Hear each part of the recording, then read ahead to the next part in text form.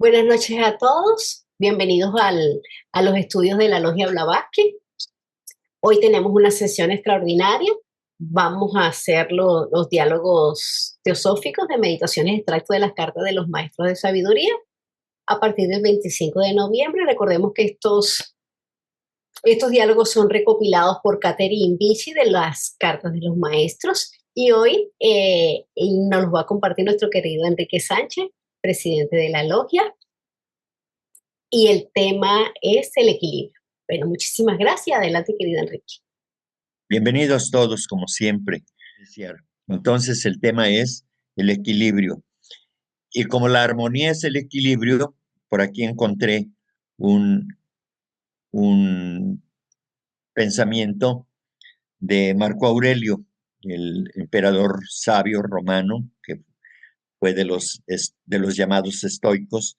Y entonces dice: quien vive en armonía consigo mismo, vive en armonía con el universo. Marco Aurelio. Y eso, pues así es, efectivamente. Cuando nosotros estamos bien, todo está bien. De tal manera que se requiere que uno esté bien internamente y externamente, porque si estamos bien internamente, se refleja en la personalidad también. Así que con este preámbulo vamos a iniciar.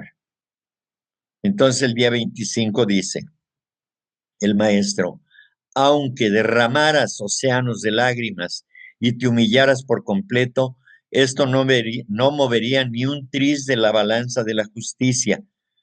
Si quieres recuperar el terreno perdido, haz dos cosas.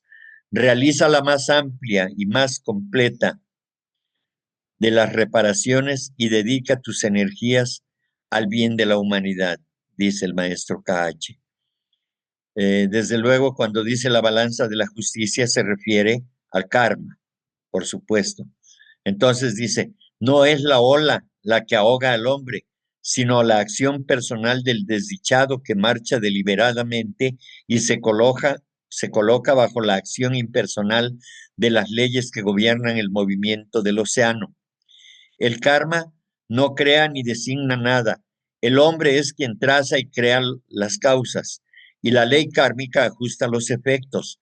Y este ajustamiento no es un acto, sino la armonía universal, que tiende siempre a recobrar su posición primitiva, como una rama de árbol que, si se dobla con violencia, rebota con la fuerza correspondiente. Si se fractura el brazo que trató de doblarla, diremos que fue la rama que rompió nuestro brazo, o que nuestra propia imprudencia nos ha acarreado tal desgracia. Y entonces la respuesta es clara, ¿verdad? La rama no piensa. El que piensa es el hombre. El que realiza la acción de manera imprudente es el hombre. Y entonces el hombre no debe culpar, no debe responsabilizar a la rama. Y esto es el ejemplo de que nosotros movemos causas y después le echamos la culpa a alguien más, ya sea que Dios no nos hizo caso, ya sea que el diablo metió la cola, o la vecina, o el vecino, o mi hermano, mi hermana, mi amigo me traicionó y él fue el que hizo. No, debemos hacernos responsables nosotros, de nosotros mismos, de nuestras acciones, porque todo lo que tenemos, todo lo que somos, pues es producto de las acciones que nosotros mismos realizamos. Entonces, karma no está buscando uh, a ver si hay alguien que ha sido bueno siempre y de repente se equivoca y por eso dicen: bueno, como siempre se ha portado bien, lo voy a perdonar. No, no se trata de eso. La ley de karma se aplica en sentido positivo o sentido negativo. ¿Por qué? Porque es la aplicación de los efectos, es el ajustamiento de los efectos a las causas que generaron tales efectos.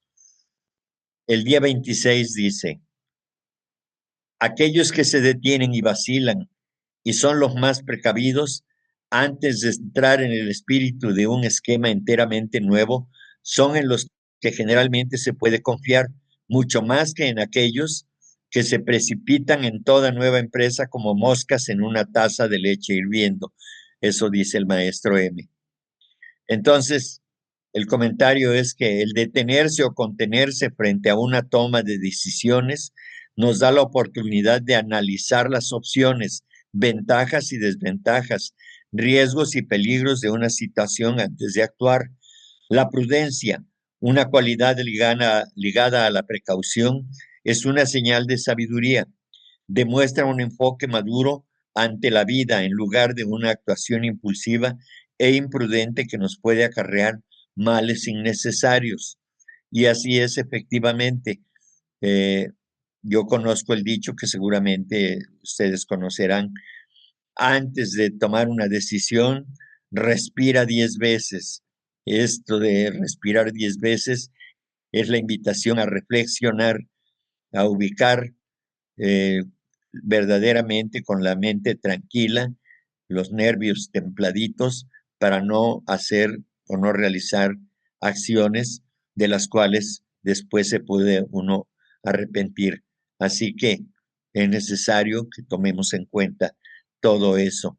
Generalmente hay que ser prudentes, hay que ser precavidos en todas las acciones de nuestra vida. Generalmente planeamos, pero cuando no planeamos y de repente salen las cosas, entonces, así como aparecen de manera intempestiva, nosotros es cuando debemos, en la medida de lo posible, conservar la calma y ser precavidos, no actuar por reacciones, sino hay que razonar, no solo pensar ni sentir, sino hay que razonar si es conveniente hacer tal o cual cosa, porque así nos aparecen a veces eh, situaciones en las que uno requiere actuar y a veces tiene uno que actuar rápido, sí, pero podemos retrasar lo mejor, lo máximo que podamos retrasar nuestra acción antes de dar un paso en falso, porque eso es lo que nos lleva a cometer errores a veces muy graves, sobre todo cuando estamos enojados o que estamos emocionados también, muy alegres. Entonces tomamos decisiones que nos llevan a cometer errores graves, efectivamente. Entonces no debemos sucumbir ni ante el regocijo desbordado, ni ante la cólera desatada, la ira incontrolada. Entonces es necesario tratar de conservar ese equilibrio tan necesario para tomar las mejores decisiones. ¿A través de qué? De la calma, de la paciencia, de la prudencia. Hay que ser precavidos. El ejemplo de la imprudencia es el deseo de poseer poderes psíquicos sin considerar los peligros que ello implica cuando no se está preparado para ejercerlos, sin dañar y sin dañarse a sí mismo. El orgullo, la vanidad, la ignorancia y la impureza son un peligroso ingrediente para aquellos que han logrado desarrollar algún poder. Efectivamente, es lo que les comentaba.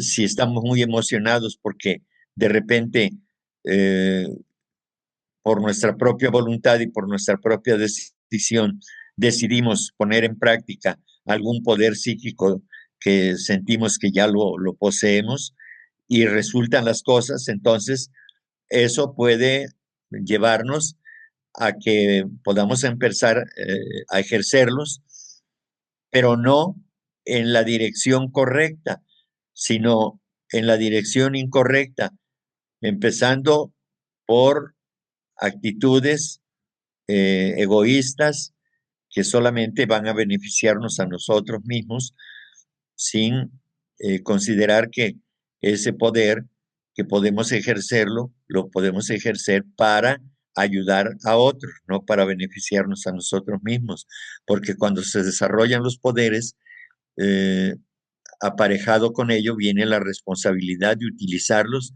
para el bien de los demás. Entonces, por eso dice que eh, debemos ejercerlos sin dañar y sin dañarnos a nosotros mismos, no dañar a otros. Y eso, si no dañamos a los demás, entonces no podrá haber daño hacia nosotros. El hombre puro en pensamiento y en vida, puro de intenciones y libre de la mancha del egoísmo, está por eso mismo protegido contra la influencia de las entidades perniciosas de los otros planos.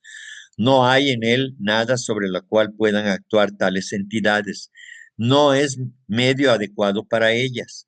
Por otra parte, todas las influencias naturalmente buenas se apresuran a usarlo como canal para su expresión y así se erige ante él una nueva barrera que lo resguarda contra todo lo vil, bajo y malo. El hombre de vida o motivos impuros, por lo contrario, atrae hacia sí inevitablemente todo lo peor del mundo, invisible que tan estrechamente nos rodea, a lo cual responde prontamente, mientras que es difícilmente posible que las fuerzas del bien causen impresión sobre él. Claro, cuando hay una actitud o hay una, una predisposición a cometer errores, entonces las entidades o las fuerzas oscuras, las fuerzas negativas, están prontas a actuar. Y entonces, si hay una tendencia que se está moviendo y es hacia lo que a ellos les conviene, hacia esas fuerzas, entonces de inmediato se adhieren a nuestras emociones y a nuestros pensamientos y nos empujan, nos impulsan a realizar aquello que no es correcto, de tal manera que por eso debemos tener cuidado en lo que yo les decía. Hay que detenernos, hay que respirar, hay que cerrar los ojitos y tomar la decisión si ya se dio uno la pausa necesaria para poder actuar sin la presión de la emoción, sea positiva o negativa. Entonces, recordemos esto siempre. Nosotros impactamos al reino elemental y, por otro lado, también existen elementarios, no solamente elementales, sino elementarios que están atentos a ver si es posible que puedan eh, penetrar nuestra aura para que puedan actuar a través de nosotros, ya sea que nos animan, nos impulsan a hacer algo indebido o definitivamente tratan de, de dar un mensaje. Eso sería lo peor también. Entonces, por eso debemos tener mucho cuidado. Ahora pasamos al día 27. El maestro KH dice, nosotros hemos de aceptarte y tú has de verte a ti mismo tal como eres, no como la imagen humana ideal que nuestra fantasía emocional proyecta siempre para nosotros en el espejo. Entonces el comentario es el siguiente. Los maestros conocían perfectamente a Sinet. Aquí estuvo mal escrito, no me fijé. Bien, eh, entendemos que lo que dice el maestro se lo está diciendo al señor Sinet. Entonces, Sinet, con todas sus virtudes y defectos personales, así aceptaron tener comunicación con él. En este caso, el maestro le pide que no se engañe, que se vea tal como es. Este acto de sinceridad se traduce en un acto de justicia para sí mismo, ya que de ese modo se le abre la oportunidad de fortalecer sus virtudes y al mismo tiempo eliminar sus propios defectos.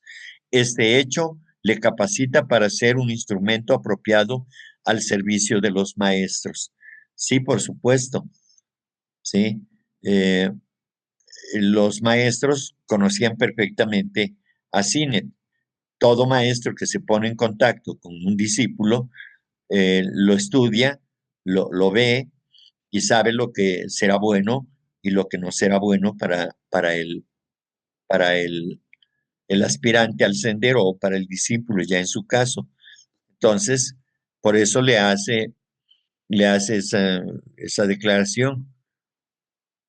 Y le pide que sea sincero y que se vea tal como es, que no trate de engañarse. Por eso le dice, nosotros hemos de aceptarte y tú has de verte a ti mismo tal como eres, ¿sí? No verse a través del retrato, la imagen que ve en el espejo, la figura humana, que puede a veces estar sonriente, a veces enojado o a veces triste, ¿no? Sino ver hacia adentro de sí mismo, ver los poderes de su alma, ver a través de los ojos del alma, no a través de los ojos físicos. ¿Sí? El día 28 dice el maestro KH, respeto propio, conocimiento de sí mismo, autocontrol.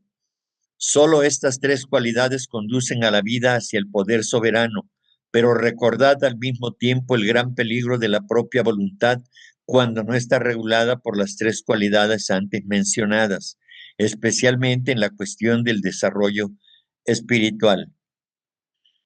Entonces el comentario es que cada quien es amo de su propia sabiduría, dice un proverbio tibetano, y está en libertad de honrar o degradar a su esclavo, en este caso nuestro cuerpo físico, que es el instrumento de manifestación de la mente. Dice el proverbio sufí, como un hombre piensa, así llega a ser. Así, si el hombre sucumbe a los deseos de la personalidad egoísta mediante la práctica de hábitos malsanos, como la embriaguez, la drogadicción o la lujuria, estará degradándose a sí mismo. Entonces, eh, aquí, en ese caso, no hay respeto por su persona y generalmente aquellos que eh, nos invade la ira, los celos, la vanidad, todas esas cosas perniciosas y por supuesto la embriaguez, el hábito de beber embriagantes o drogas, y en todo caso, hablando del aspecto de la sexualidad, si nos ataca la lujuria, pues entonces también todos estos elementos contribuyen a la degradación de uno mismo, de la propia personalidad, pero más allá es del propio ser interno. Y desgraciadamente, si es un alma que no puede controlar a su personalidad, entonces el alma será arrastrada a estar dentro de las faltas que comete la personalidad. Entonces, eh, esa es el, la falta al respeto a sí mismo. Dos de los versos áureos de Pitágoras dicen, nunca hagas con otros, ni solo algo que te dé vergüenza. Y el otro, y sobre todo, respétate a ti mismo. Son dos cosas inseparables, la autorrestricción y el autorrespeto, o en otras palabras, la abstención de error y la autoestima. De hecho, solamente con respeto por nosotros, un sentimiento que en verdad es amor por lo que hay de más puro y elevado en nosotros, podemos tener una suave disciplina no represiva que nos permita abstenernos de aquello que sabemos es erróneo. Esto se logra por medio de la transmutación del deseo en voluntad. Por supuesto, esto no es nada fácil. Transmutar el deseo en voluntad requiere de una enorme capacidad para poder controlarnos, para poder definir precisamente qué es lo que queremos, cómo queremos realizarlo, y para ello debemos aniquilar o contener los deseos, más bien controlar el deseo y sustituirlo, y en lugar del deseo, o más bien ese deseo, transmutarlo en voluntad, que esa fuerza del deseo sea aprovechada por el alma para que se convierta en un poder de la voluntad.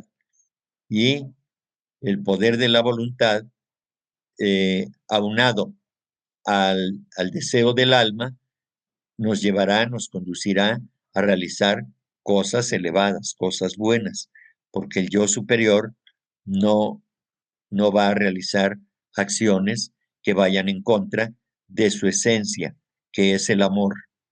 Y ahora el otro elemento de los tres que se mencionaron, ya vimos el respeto o el respeto propio. Ahora vamos con el conocimiento de sí mismo. Dice, así pues, por ejemplo, cuando el Jivatma actúa a través del vehículo físico, la conciencia está condicionada por la naturaleza del plano físico, pero todos los demás vehículos del Jivatma también están presentes en el campo de acción e influyendo la vida en este plano. A la muerte, cuando el cuerpo físico se separa, el cuerpo astral o Kama Rupa se convierte en el centro de la conciencia y se prepara para su actuación en su propio plano, en Kamalóquico.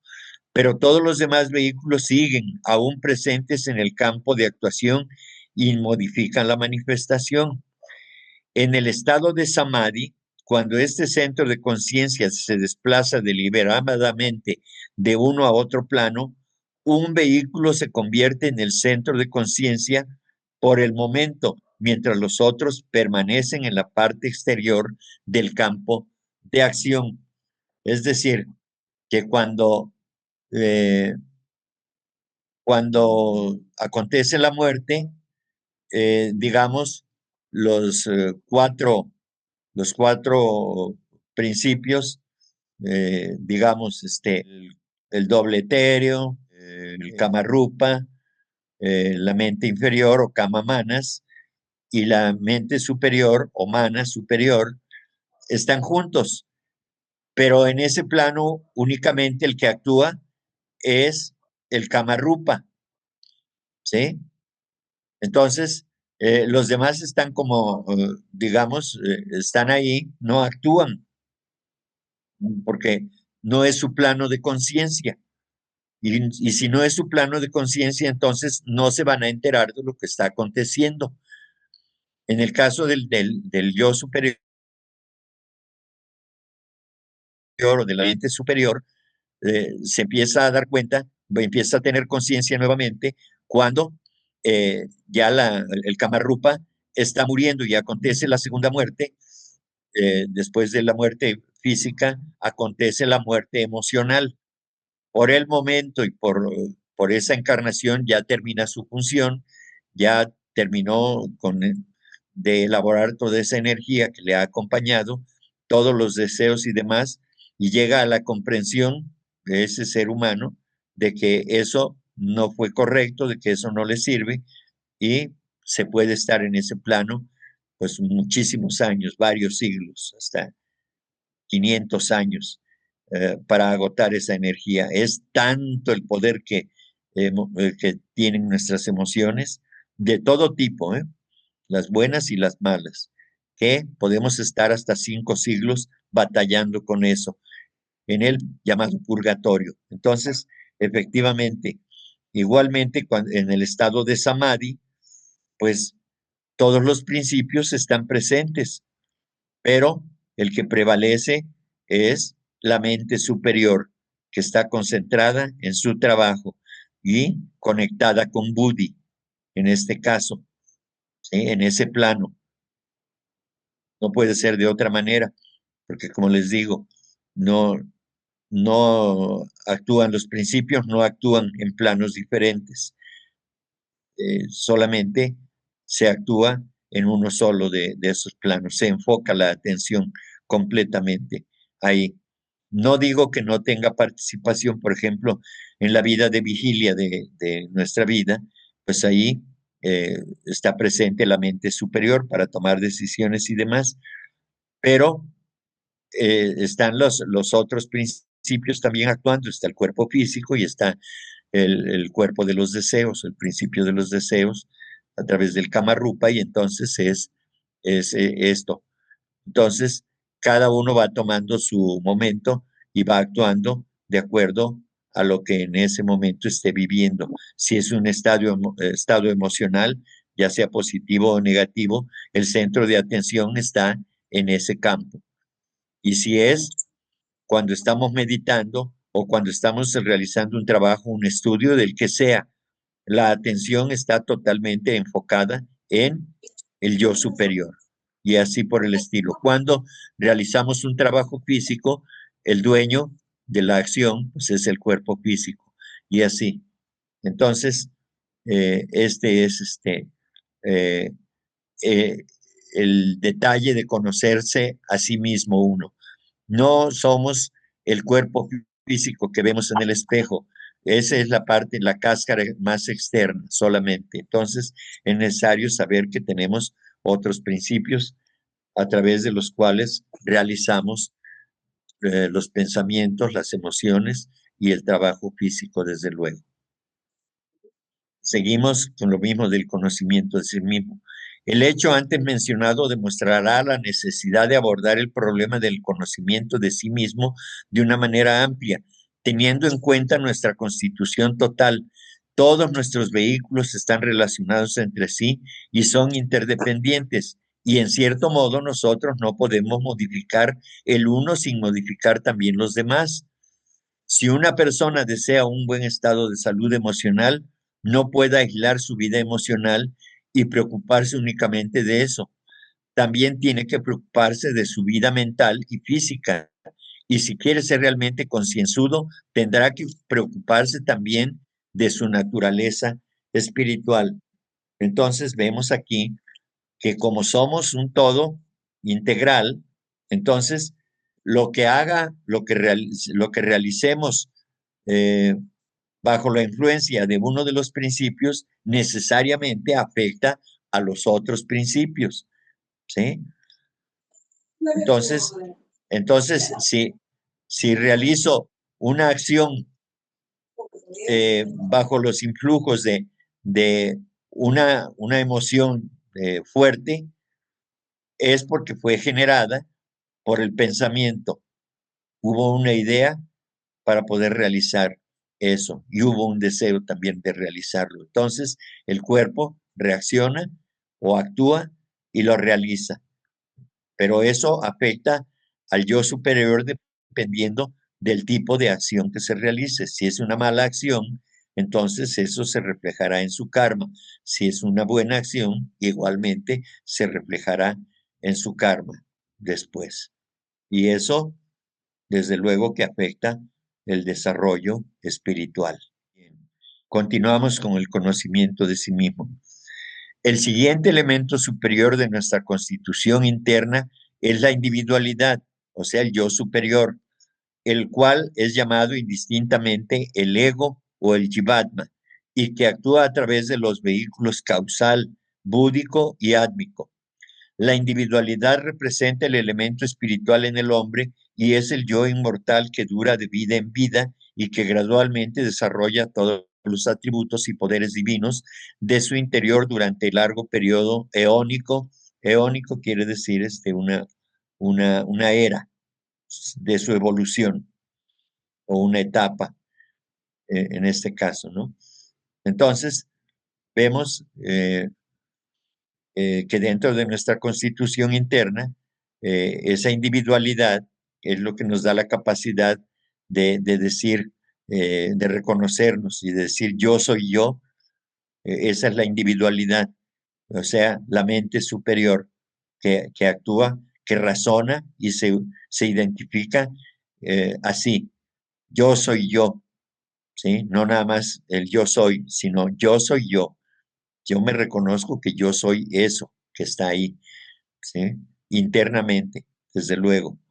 Entonces, eh, ya en los planos superiores, actúa a través del vehículo causal, que, que es donde radican las causas de todas nuestras acciones en la vida, ¿sí? Entonces, eso no, este cuerpo causal, del cual ya hemos hablado en la vida de Cristo, en los capítulos de la vida de Cristo, ¿sí? Nos conecta, nos capacita para poder conectarnos con el plano búdico o el principio búdico y el átmico, ¿sí? Que son los más elevados y que son puramente espirituales, sobre todo el átmico, que es prácticamente la chispa divina. Entonces, en este caso, el elemento que nos hace progresar es precisamente este principio denominado la mente superior o la mente en general. Y es lo que nos da la oportunidad de evolucionar porque es el que se contacta con los planos inferiores, toma las experiencias, las utiliza, las eleva y así se va liberando poco a poco a través de los eones o a través de los grandes ciclos por los que ha de pasar para liberarse finalmente de la materia. Y continuamos con el conocimiento de sí mismo, porque es un asunto muy complejo. No es, sobre todo en el plano mental, la mente inferior nos puede engañar y poder decir, yo soy esto, pero a lo mejor estamos viéndolo desde un ángulo de la vanidad o del orgullo, del egoísmo, no lo sabemos. Igual que en la actuación de los cuerpos físico, astral y mental inferior, existe una especie de unidad y cohesión que comunica a la conciencia que actúa a través de ellos en un sentido de personalidad. De la misma manera, los tres cuerpos superiores que actúan en los planos átmico, búdico y mental superior están entrelazados de alguna manera y proporcionan una especie de unidad a la conciencia que trabaja a través de ellos. Y a esta conciencia unificada se le denomina individualidad.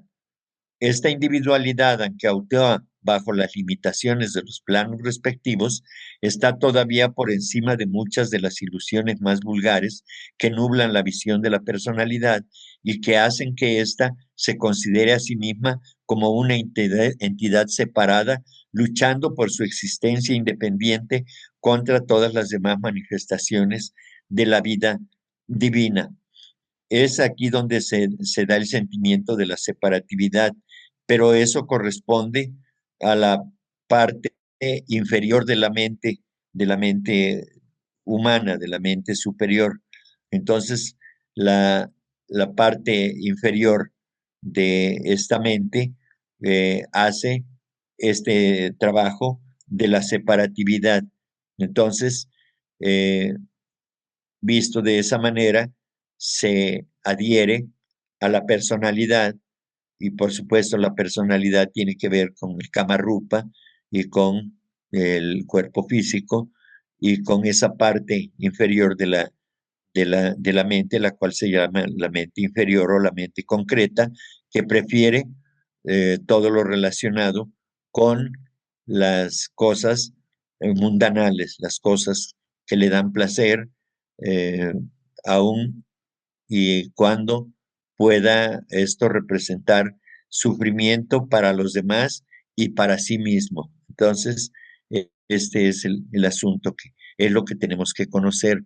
Hay muchas pláticas sobre estos temas, de cómo actúan, cuáles son las funciones de cada uno de los principios, y es por lo que estamos aquí, porque estamos luchando contra los principios inferiores, y ese trabajo lo está realizando esta llamada individualidad o yo superior o la mente superior, que es la que tiene contacto con lo superior y con lo inferior, y que las experiencias de los planos inferiores le van fortaleciendo paso a paso, metro a metro, va avanzando, se va fortaleciendo y eso ayuda a que finalmente tenga la fortaleza necesaria porque ya puede contrastar lo bueno y lo malo de manera totalmente consciente y de esa manera dar el salto por el que ha estado trabajando durante muchos miles de años o millones de años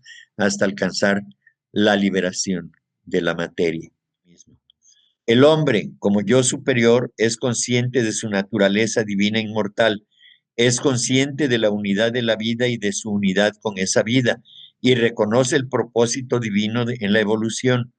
Tiene memoria de todas las vidas por separado, a través de las cuales ha pasado en las personalidades sucesivas. Puede identificarse en la conciencia con todos los seres vivientes a través del vehículo búdico y a través del vehículo átmico puede alcanzar la conciencia divina. Gradualmente, a medida que la evolución avanza, aparecen en la individualidad en un grado de constante crecimiento el conocimiento, la sabiduría y el poder, que son los atributos de la vida divina, porque su futuro es el futuro de algo cuyo crecimiento y esplendor no tiene límites, ¿sí? Es decir, el alma humana, una vez que alcanza el estado búdico del que hemos hablado en la vida de Cristo, ¿sí? Una vez que alcanza ese poder, esa sabiduría y se contacta, se conecta con el plano átmico donde viven o donde están ubicadas, digamos, las chispas divinas, y en este caso se identifica, ese individuo se identifica con su chispa divina, con la chispa divina, con la energía, con el Dios interno que le ha estado acompañando, que le ha animado, que le ha impulsado a elevarse por encima de la materia, finalmente lo reconoce y ve cara a cara a Dios, a su Dios, que por el momento es un Dios individual, pero que reconoce en él a ese Dios eh, de la eternidad, a ese Dios universal, porque está representado en la mónada humana, que finalmente lo ve, lo puede identificar y se hace uno con esa elevada conciencia divina. Y así el hombre se hace divino, y por eso dice, es algo cuyo crecimiento y esplendor no tiene límites, porque el espíritu no tiene límites, y eso es a lo que estamos destinados. Pero el trabajo es inmenso, el trabajo es grandioso, lo que tenemos que hacer, como grandioso será el premio después de vencer a la materia. Y ahora vamos con lo mismo de, de esta recomendación, que tiene tres partes. Una de ellas es el respeto a sí mismo, el respeto propio, luego el conocimiento de sí mismo y ahora el autocontrol. El desespero y el desaliento son inadmisibles desde el punto de vista oculto, por muy humanos e inevitables que sean. Dios te perdonará todo menos que desesperes, pues el desespero equivale a negar el poder del ser superior para superarlo todo y a apartar nuestro rostro de la visión de Él. Dudar de nuestro poder de triunfar, abandonar el campo es quitar el piso de debajo de nuestros pies. La voz del silencio nos dice, guárdate del temor que se extiende a semejanza de las negras y silenciosas alas del murciélago a medianoche o de medianoche, entre la claridad lunar de tu alma y la gran meta que luce en la lejanía. El temor, oh discípulo, mata la voluntad y paraliza toda acción. Entonces, debemos controlar nuestras emociones, nuestros pensamientos y sobre todo las emociones, porque podemos pensar correctamente, pero las emociones nos llevan, nos conducen en sentido contrario. Entonces, si estamos pensando en ser eh, propositivos, en ser positivos en todo, pero al menor tropiezo nos llega el desaliento, viene la desesperación y entonces perdemos el control de nuestra, de nuestro, de nuestro ser y de nuestras emociones. Y las emociones y las acciones, evidentemente, serán acciones que no corresponden a lo que debiera ser de un hombre que razona o que razona bien, ¿sí? Entonces, por eso es tan importante el autocontrol en todos los aspectos, en todas las actividades de nuestra vida. El autocontrol es fundamental para poder alcanzar niveles superiores de conciencia, porque sin ese control entonces vamos a andar de un lado para otro, azotados como cuando un huracán azota a las palmeras o a los árboles, que los mece de un lado a otro sin control, y así pareceremos nosotros, o parecemos nosotros, mejor dicho, porque pues nos ocurre que vamos de un lado a otro sin control, y es pérdida de energía, es pérdida de tiempo y de oportunidades. Vamos al día 29 finalmente, y dice: la ley de compensación no puede recompensar más que a aquellos que han resistido el cruel aguijón de los deseos terrenales. Donde no existe tentación, el mérito de soportar su débil voz es nulo y no puede exigirse recompensa. Nuestras ideas del mal, el mal no tiene existencia por sí mismo y no es más la ausencia de bien, y existe solo para aquel que es su víctima. Procede de dos causas, y lo mismo que el bien no es una causa independiente de la naturaleza. La naturaleza está desprovista de bondad o de malicia. Ella solo sigue leyes inmutables cuando otorga vida y alegría, o cuando envía sufrimiento y muerte y destruye lo que ella ha creado. La naturaleza tiene un antídoto para todo veneno y sus leyes una recompensa para todo sufrimiento. Entonces aquí tenemos esto, que la ley de compensación da lo justo a cada quien. Por cada acción realizada habrá uno o varios o muchos efectos que correspondan justamente a lo realizado, y se le compensa, ya sea con sufrimiento, con dolor, o ya sea con alegría y con satisfacción, digamos, al nivel de la mente superior. ¿Por qué? Porque si realizamos una acción altruista, entonces se comprenderá que las acciones altruistas tienen un resultado que no solamente nos ayudará a nosotros porque nos dará mayor fortaleza, sino que esa fortaleza servirá para ayudar a otros, desde luego. Entonces, no nos equivoquemos. Las causas las movemos nosotros, buenas o malas, y hay una compensación justa. Continuamos con el 29. La mariposa devorada por un pájaro se convierte en ese pájaro, y el pajarillo devorado por un animal pasa a una forma superior. Es la ley ciega de la necesidad y el eterno ajuste de las cosas, y por ende no puede llamársele mal en la naturaleza. El verdadero mal procede de la inteligencia humana, y su origen reside completamente en el hombre racional que se disocia de la naturaleza. Entonces, solo la humanidad es el verdadero origen del mal. El mal es la exageración del bien, la progenie del egoísmo y la codicia humana.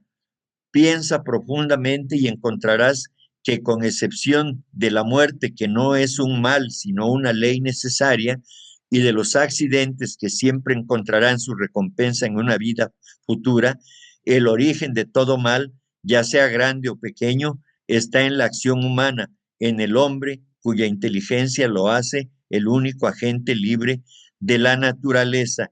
Y aquí se aplica la palabra karma, que, que deriva de un término pali, si mal no recuerdo, que significa, que es kri, y que significa acción.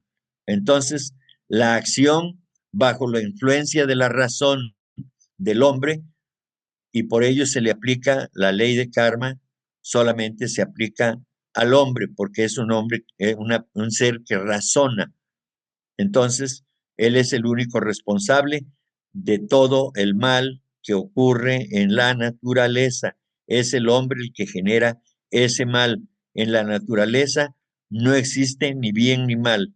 Simple y sencillamente existe la armonía, pero el hombre es el causante de todo ese desorden.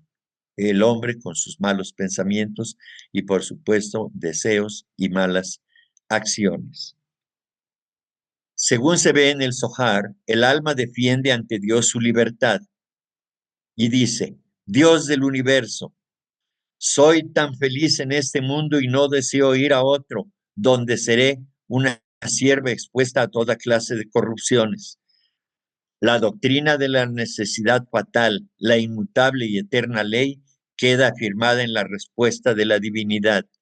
Entonces dice, contra tu voluntad te conviertes en embrión y contra tu voluntad naces. Incomprensible sería la luz sin la oscuridad que la hace manifiesta por el contraste. El bien no sería el bien sin el mal, que nos enseña la naturaleza inapreciable del primero, y la virtud personal ningún mérito tendría a no haber pasado precisamente por las tentaciones. Entonces, no debemos huir de lo que tenemos ahora, debemos enfrentarlo a sabiendas de que toda acción que realicemos para vencer aquello que nos lastima, aquello que no nos gusta, será un paso hacia el cumplimiento de la ley de karma y, por supuesto, hacia nuestra propia superación. Lo que estamos teniendo como dolor en esta encarnación, no se nos olvide, es producto de lo que hemos hecho en vidas pasadas y no hay que culpar a Dios ni al diablo en caso de que existiera como entidad, de que son los culpables de nuestras desgracias, porque cuando nos va bien, ni de Dios nos acordamos. Entonces, seamos justos y aceptemos que somos nosotros los responsables de lo que nos acontece hoy en día. El día 30. Por mucho que seamos capaces de hacerlo, sin embargo, solamente podemos prometer darte de acuerdo con tus merecimientos. Sea acreedor de mucho y nosotros demostraremos que somos honestos deudores. Sea acreedor de poco y solo puedes esperar una respuesta equivalente o de compensación, dice el maestro KH.